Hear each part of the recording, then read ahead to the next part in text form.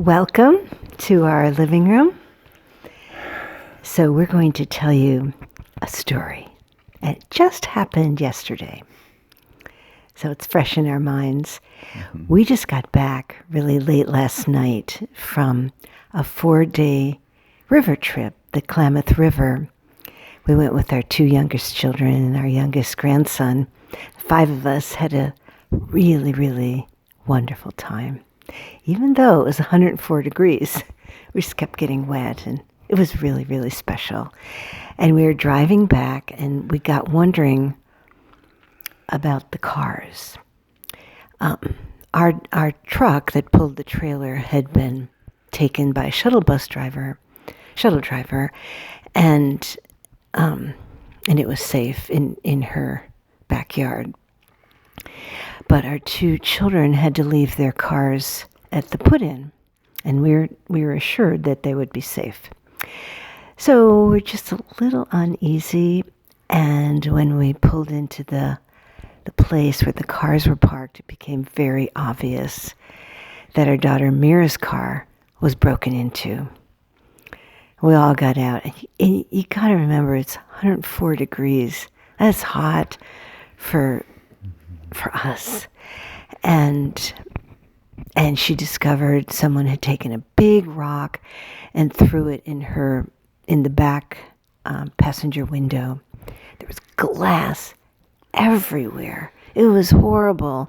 And this person had ripped out the car seat and destroyed some of it, and just went through everything, trashed as much as they could. And stole some things. Yes, stole. She had nothing valuable, but things right. that... Luckily, we asked her to put all her valuables with us. Yeah.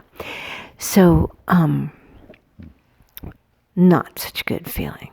To go from such a happy feeling, a peaceful feeling, to a really bad feeling, because partly we were 2 hours away from the nearest city where we knew that we could get, help.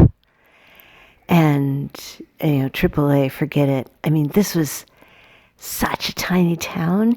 You could drive by it in 30 seconds and not even know that you had driven by it. It was called Happy Camp. And we weren't happy campers at that time. No, we weren't. So I said, let's get out of the hot sun and we'll go across the street. And there was an American Indian museum and headquarters. So we all drove. Mira drove in the car with all the glass, and we took our grandson with us. And then we all, well, not Owen, but the 4 adults, we all just felt guided to do this, reach out for help. And I went into the American Indian administration building, and the main woman there was determined that no one could help us. But there was such a sweet man, a beautiful American Indian man, and young, and he called me over and he said, I think I know someone who could help you. And the woman overheard, and she said, no, they're closed. It's 4th of July weekend. You'll never get the help there. And I whispered, could you call anyway? And he called. He got this amazing woman named Roberta. And Roberta said, oh my gosh, you come right over. She had this tiny, tiny little place where they fix cars, she and her husband. I mean, you would hardly even know that it's there. It's so small. She said, you come right over and we'll take care of you. Now, meanwhile, what I forgot to mention, which is actually an important detail, is that when we first discovered the car was broken into, Mira went looking in the bushes to see, because sometimes people throw away stuff, and I went behind this little outhouse, and there was a homeless man there. I said, hey, did you see anything? Do you know anything about this? He said, I do. I saw the man that did it, and his name was Ford Johnson. I know. He kept repeating it over and over and over again. And Mary came by and said, don't listen to him. He just doesn't know what he's talking about. But I thought he did. So, anyway, I'm going to let Barry tell the rest of the story. Okay. So AAA couldn't help. I called the sheriff's department, Siskiyou County Sheriff's Department, and the dispatcher said, well, we have one deputy, but he just arrested somebody and he's on his way to Wairika, which is like an hour or more away, and he won't be back for a couple hours. And so that wasn't going to be any help. She said, when you come to Wairika, you can make a report, which didn't make any sense. So anyway, meanwhile, like as Joyce said, this wonderful woman, Roberta, said, come right over, I can help you out. And so we all went around the corner. Happy Camp is tiny. And when we got there, I went in and Roberta, right away, she had this shop vac. She was vacuuming out the glass and helping and being very efficient. And her husband, Ron, was the mechanic, and he was going to, fix up a temporary plastic window, just so she can get home safely. But I told Roberta that what Joyce, because I didn't see this homeless man. I said, there was a homeless man at the put-in, and she right away said, did he have long jeans on and no shirt? And it turns out, yes. Oh yeah, that's Freddie. What did Freddie say? Well, Freddie said the man who did it was Ford Johnson.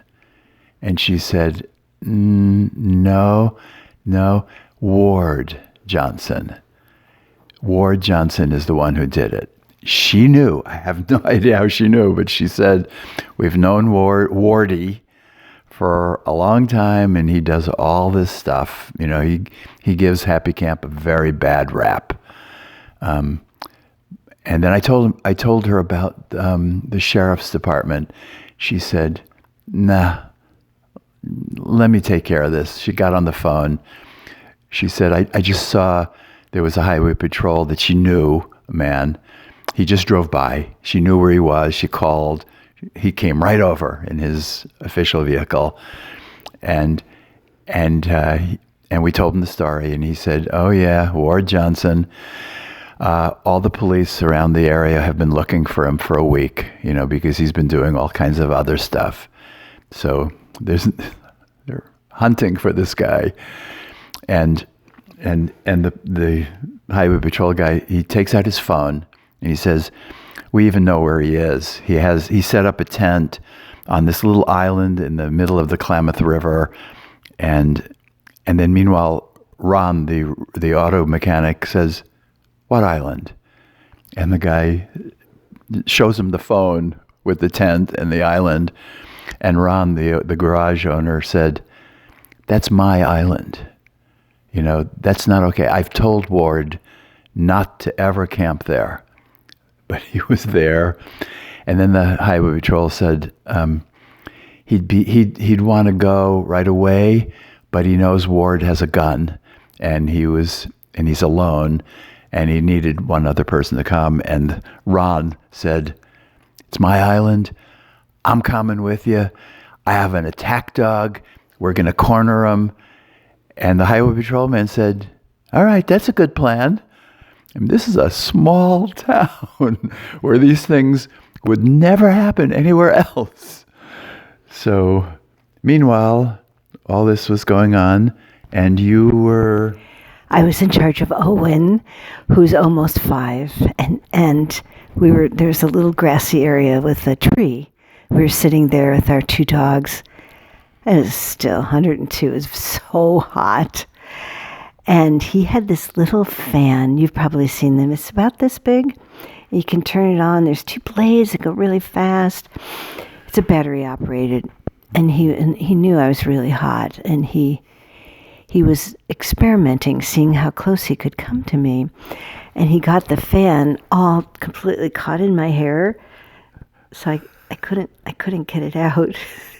So I had a fan in my hair, for this orange fan in my hair. Anyway, that was a whole other little drama that was going on. I think the thing I want to share is that when this happened, when we discovered Mira's car, and she had to get back home, it's a 9-hour drive. When we discovered it, the situation looked almost hopeless. What were we going to do? We literally were in the middle of nowhere. And, I mean, this little town, Happy Camp, it has an American Indian museum, which is really wonderful. It has a little post office, little grocery store. There's not much else, really. And this little tiny garage. And they help out people with their cars. And we would have never known that it was there, but we were guided there. And within 20 minutes, we were being helped. And within an hour and 20 minutes, Mira was back on the road again with a car that worked just fine, that got her home.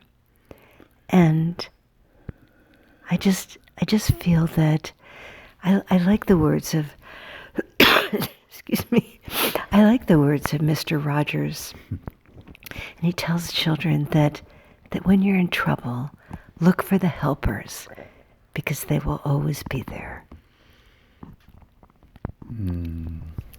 Yeah, so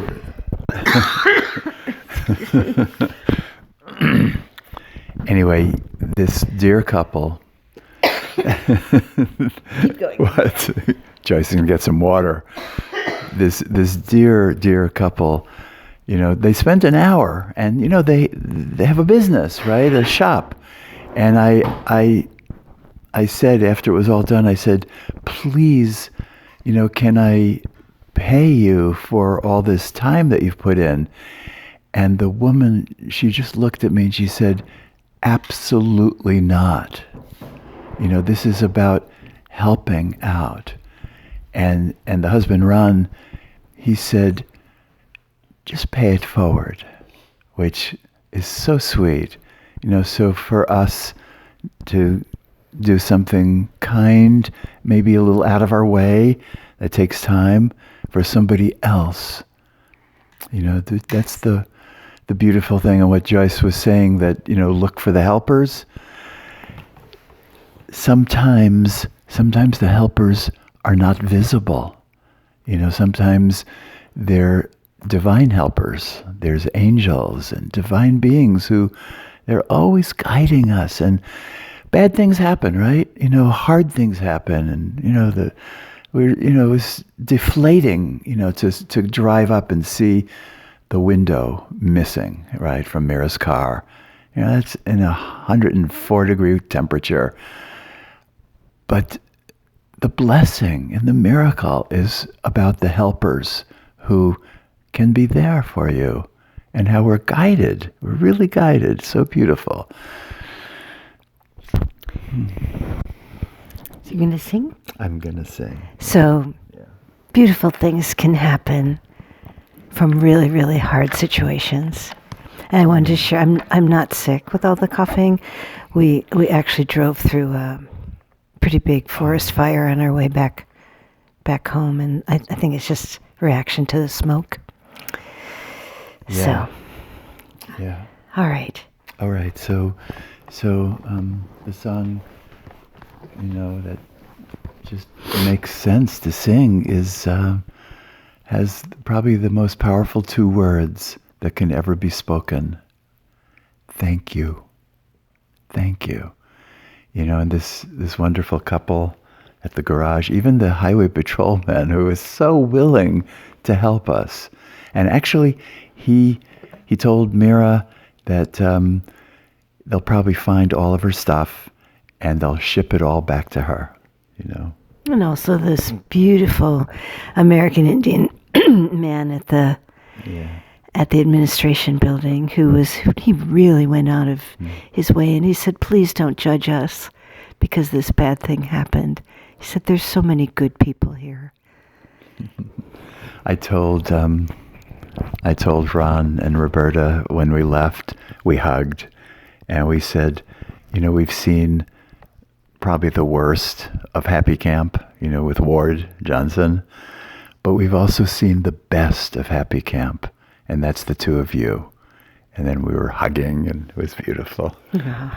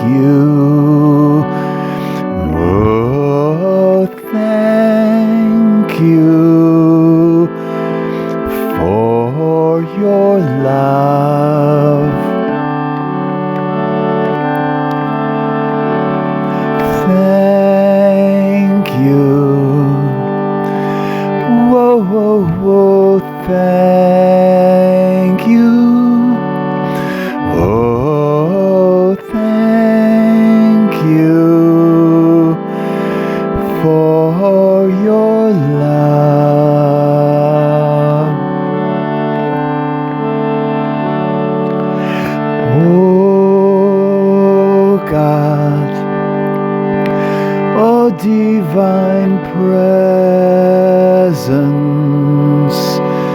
please will you bless me with your love. Oh God, oh divine presence, please will you use me to bless the world. Thank you. Thank you. Whoa, whoa, whoa, thank you. Oh, thank you for this love. Sing with me one more last time. Thank you. Whoa, whoa, whoa, thank you. Oh, thank you for your love.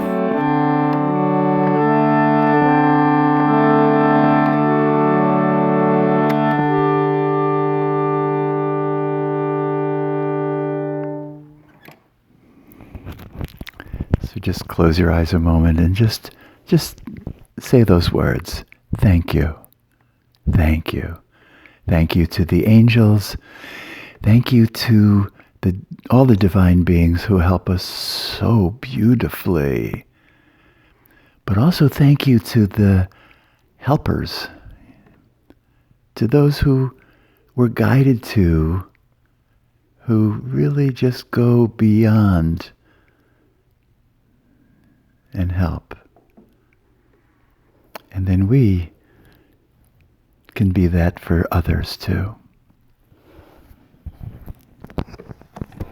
Oh, well, we send you much, much, much love. And if something bad happens, something really challenging, know that something really good is going to happen. I mean, for us yesterday, it was instant, actually, within 20 minutes. That doesn't usually happen. But it might take hours, days, years but something good is going to come of it. All right, we send you our love. Thank you.